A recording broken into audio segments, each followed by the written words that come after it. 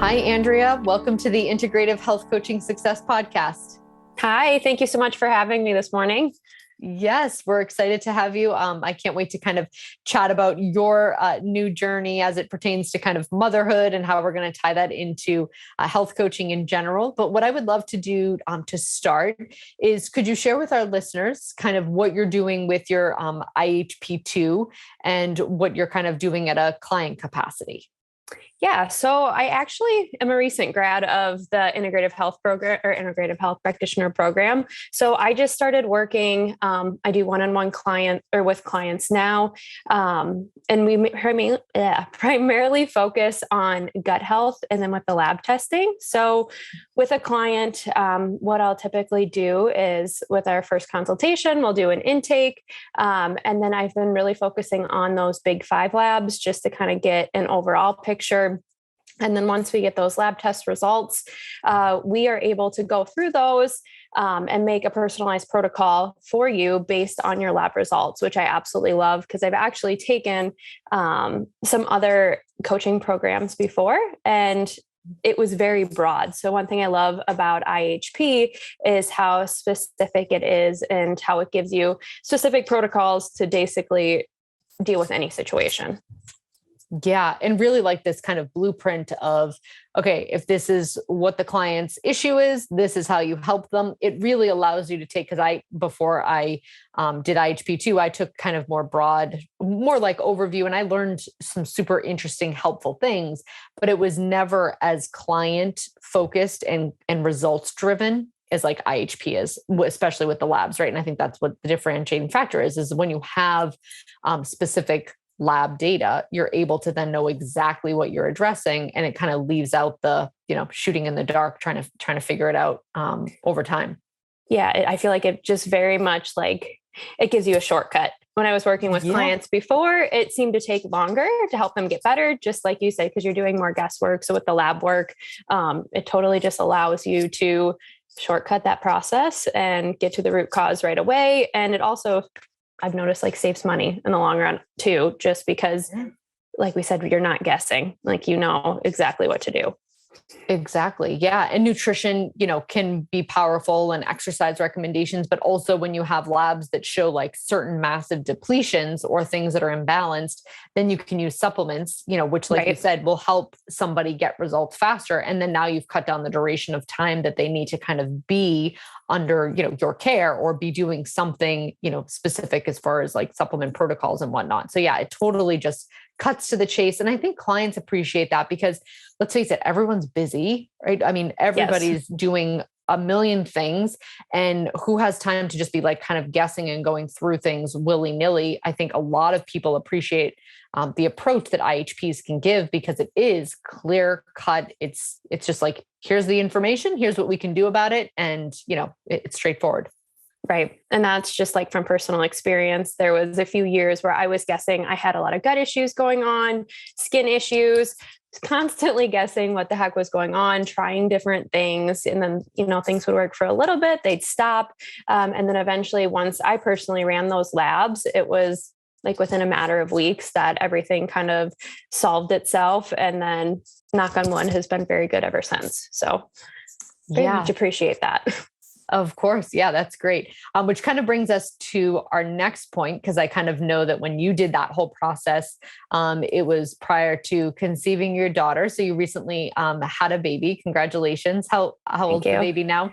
She is just about 6 months. So she will be 6 months the beginning of April. She's a little stinker.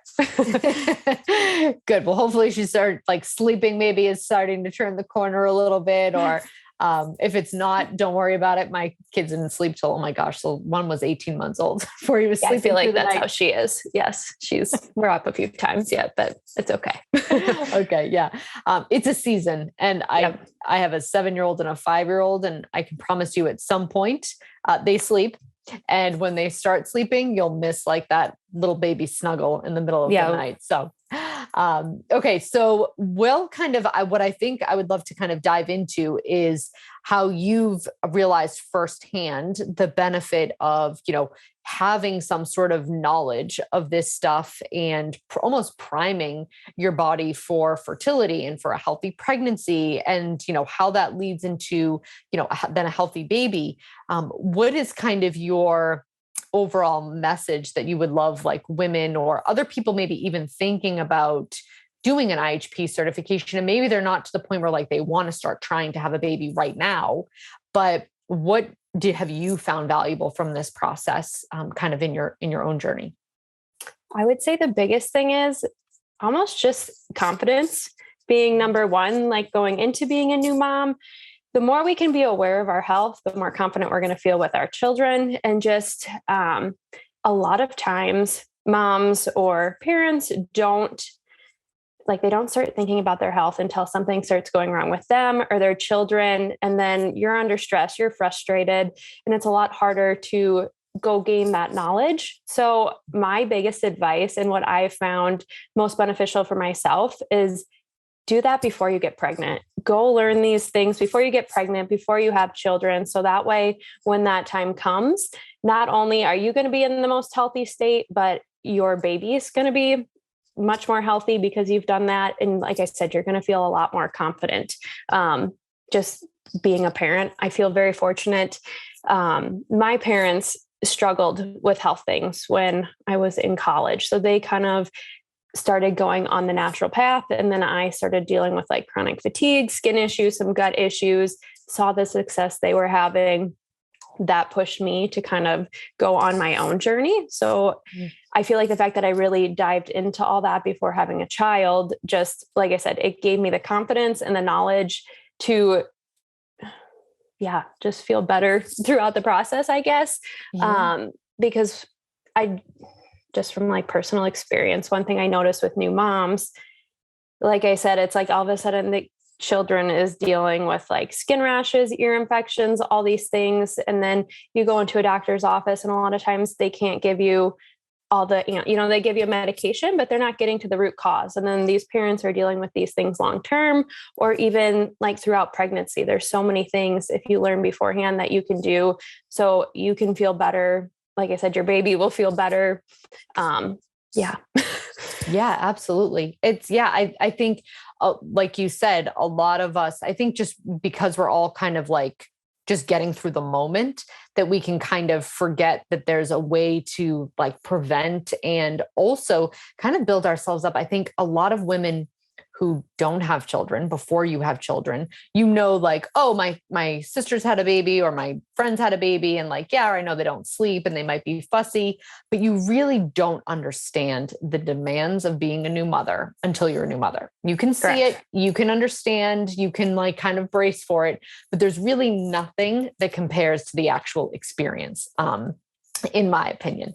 And so I think a lot of women like don't even understand that, they need to have their adrenals better supported and like what it means to have good energy so that they could maybe withstand a little bit of sleep deprivation in the beginning, or, correcting nutrient deficiencies so that they have the necessary means to nurse if they want to, and kind of not then get depleted themselves. Because I think one thing that is super important for women to know is the baby usually gets what the baby needs. The baby gets what it needs in utero. It gets what it needs from a milk supply, but typically at the expense of the mother. And so if you go into kind of that prenatal experience better built up, then you're able to kind of, go through the process much easily. And I think you made another great point, which was that, when you're in the moment of kind of dealing with something stressful, whether it's your own health or a baby's health, you're then just like in survival mode and you can't think as clearly. Rather than if you learn this stuff and kind of really understand it beforehand, you're able to go, oh yeah, I've learned that. Like I know what to do, or I understand that. I kind of know where to go with this. And it gives you the confidence. The knowledge is essentially what gives the confidence to kind of move through motherhood as a new mom, in a really, I think, special and unique way. Right. And that was like one thing, because I know for me, when I got pregnant, that was one of my concerns was, okay, I used to be a person, I need my beauty sleep. So the thought of having a baby that was going to be waking up all the time, the sleep deprivation was a big scare for me. And just knowing that postpartum depression would be possible, and me wanting to nurse. So I did the big 5 lab tests before ever getting pregnant. And I really feel like, getting my minerals balanced, my vitamins, just like you said, building my body up helped a lot through that pregnancy. And then knowing what to look out for afterwards really helped with that also, because it's like, if I knew if I was getting tired, I was going to need like extra minerals, different vitamins, all that. Basically, it allowed me to have the right tools in like the toolbox, essentially, if that makes sense. Yeah, it makes perfect sense. Yeah, because again, when you're a new mother, like you're not going to go necessarily have time to go research, like what vitamins do I need if I'm tired? But you already knew that if I'm stressed and tired, my body probably needs more B vitamins and magnesium, Correct. So having that information and that knowledge and just some of that, again, confidence to take things into your own hands. Maybe you wouldn't run to, the doctor if you were feeling, low energy and maybe like a little bit of mood dysregulation. Maybe you would try your B vitamins and your magnesium first, and maybe that would help. And that was all you need.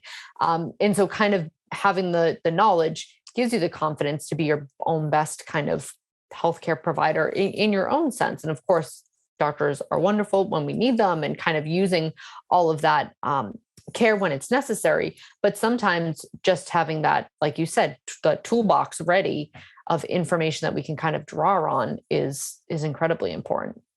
Right. Yeah. So what kind of, do you feel like there was one specific thing that kind of prenatal, like let's even talk maybe before you got pregnant, the one thing that you addressed or one thing that you kind of learned about as far as what you did for kind of your own health that you feel like made the most difference in kind of where you ended up?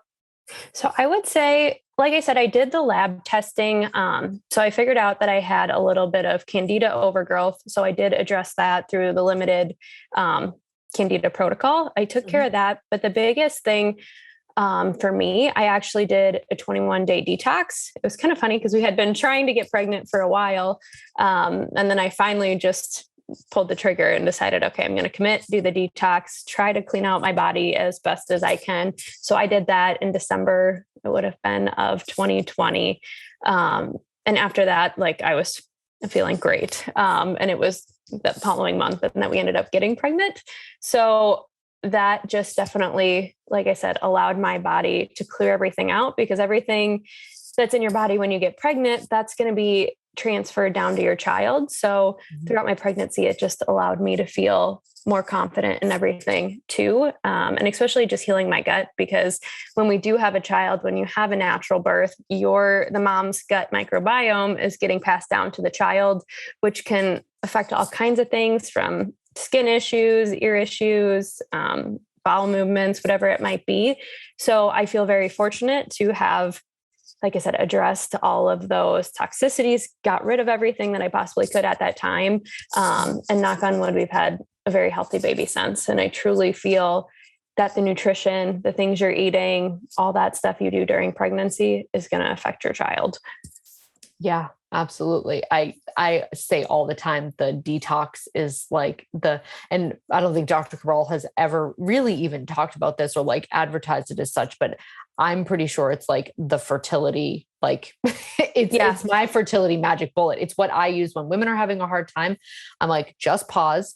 Let's do this 21-day detox. It's amazing what will happen. I had a bride who she got married at 39. And she had some tests done before, she got married, and the doctors were like, oof, I don't know if you're going to be able to have kids, like, your eggs quality and reserve and whatnot. She was so determined to fit into a specific wedding dress that she did like 2 series of 21-day detoxes. And then she did like another 7-day before. She ended up getting pregnant on her honeymoon. And I attribute it to all the detoxing she did. Like that was the magic bullet. I mean, certainly her weight was much lower and she was a very healthy version of herself. But I think it's a huge difference between like just detoxing and dieting, right? Like you're actually getting your body healthier versus just dropping weight. And it's a very different reaction in the body when it comes to hormones and fertility and all of that. Right. And that was like one thing for me. I felt like I was always I mean, for the most part, I usually ate pretty healthy beforehand, like to exercise, took care of myself. But my hormones, I feel like were always a little off. And that was reflected on my lab test, which I didn't actually get back till after that detox. But yeah, because my progesterone and everything was really low. So like I said, we were having a hard time for a few months. And then as soon as, like you said, that detox is just kind of like the magic thing, because as soon as I did that, it was, yeah, all of a sudden there was a baby. Yes. Yeah. And I've heard this story so many times. So I'm curious, it sounds like you kind of have a little bit of a passion of working with new moms, and maybe that then parlays into kind of working with their kids. Do you find that new moms or moms of children are kind of dealing with similar issues? Is there a trend that you kind of see with moms and kids that you feel like is kind of important to highlight? And do you find that they maybe are frustrated moms that like don't know this stuff, and now they're trying to learn it, at a point where like their kids are sick? Is that something that you see, or what's some little trend that you find is kind of important and unique to highlight? I feel like one of the biggest things is a lot of times whatever the mom is dealing with, it is almost reflected in the child. So a lot of times I'll get new moms reaching out because they want to help their own gut health, whether, they have constipation, bloating, those kind of seem to be the big things. And then when we start working together, we do the lab test, they start getting results. And then all of a sudden it's like every mom, you want your kids to be as healthy as possible. So then the more they learn, they start noticing things in their children. And it's funny how if a mom runs a lab test, eventually they run the same test for their child, whether it's like candida overgrowth, bacterial overgrowth, whatever it might be, that seems to reflect in the child. So kind of going back to before, if you can address these things, whether it's before you get pregnant or just honestly whenever, because if you know how to take care of yourself, you're going to better know how to take care of your children. Yeah. Yeah, exactly. And I think too, it kind of goes back to sometimes, moms come to us and they have the health issues. Sometimes it's at the kids, but usually whoever comes first, the other comes after. And it's like, oh, the labs are super revealing. And actually now come to think of it, all of my issues, like I'm actually seeing something very similar in my daughter, or, this test was really revealing for her. And I'm also dealing with gut-based issues. Like I should run this test and also, kind of dig deeper into what's going on. And I think it's such a beneficial process when kind of like the whole family is able to benefit from it, that whole like have an IHP in every home, because then again, you're able to kind of be your own best advocate for kind of just keeping everybody in the household well and, properly supported. It doesn't have to be that you're going through major protocols, but like you've identified deficiencies, or, you're eating well, drinking good water.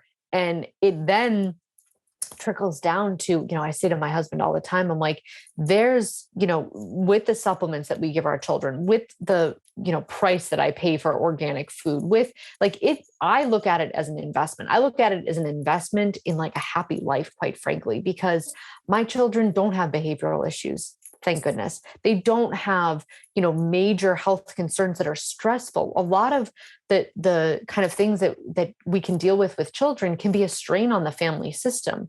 And when you're investing in like the well-being of everybody, you're just investing in a happy, kind of healthy, symbiotic life. And like, what is more important than that? And I mean, in my opinion, there's really not much more important than that.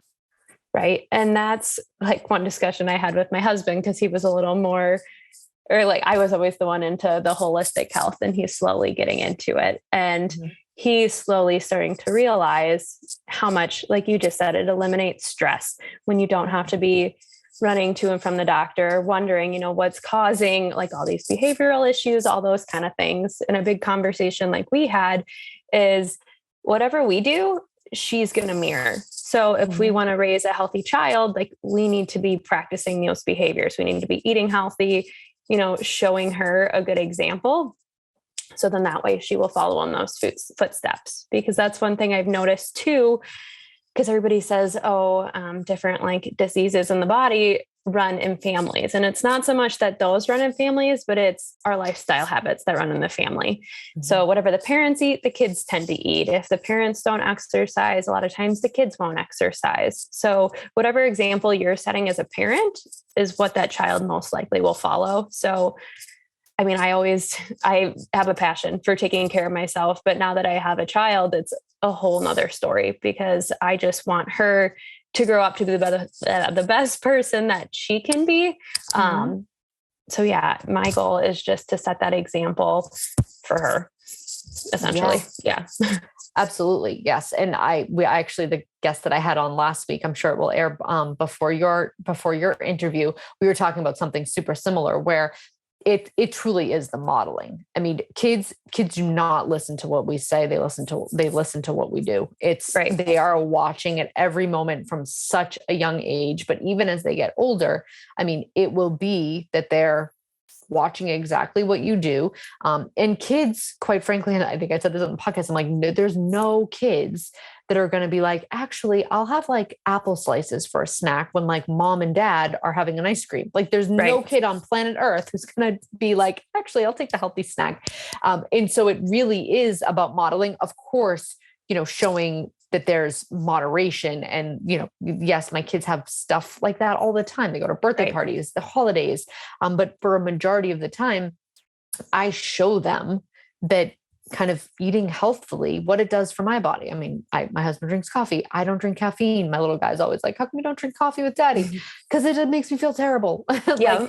And, he equated that when I explained it to him, like that, oh, that's how sugar sometimes will, like if I have too much sugar, that's how my body feels. I'm like, yep, exactly. Caffeine for my body is just like sugar in your body, where it makes you feel like super jittery, like you can't control your body. And like, maybe it makes your mind kind of get a little bit racy. And so being able to show them, one, that, you make mistakes and sometimes, what that reflects as far as like symptoms, but also just showing them the normal process of eating and feeling and what that looks like. And, again, being active, like you said, exercising. And yeah, habits the genetic issues, yes, predispositions run in families, but like you said, it's usually that certain habits continue to perpetuate the same genetic based imbalances. And then it looks like you're passing that down.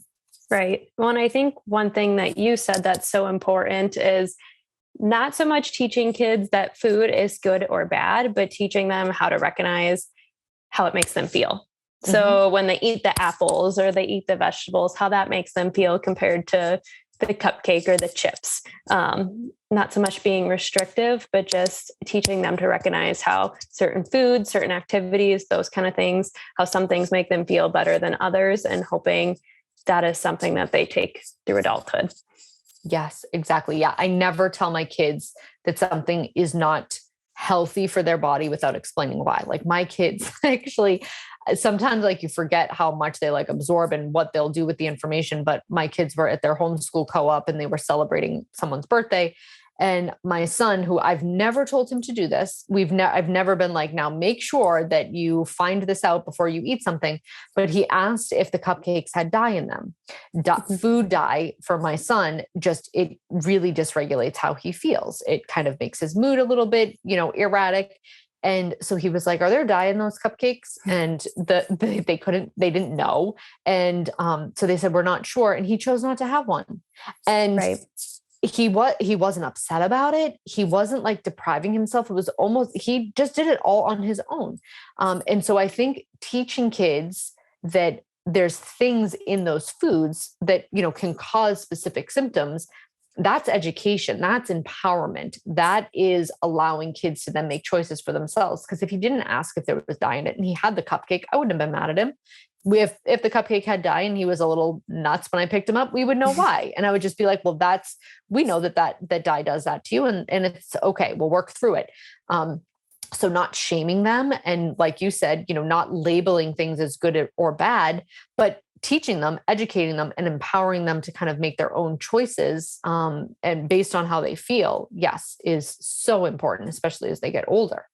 Right. And that's even like, especially me being a parent and having, or just knowing a lot of parents, it's like a lot of times parents will get frustrated because their kids will have like behavioral issues, those kind of things. But sadly, nowadays, most kids eat the standard American diet. And like, I think about that. If I was to eat like that, I would be cranky and having mood issues too. But it's like these poor kids, like that's all they know. So the simple fact of even like, if you're not doing the supplementation or the other over the top things, just changing their food can make such a big difference in a child's behavior.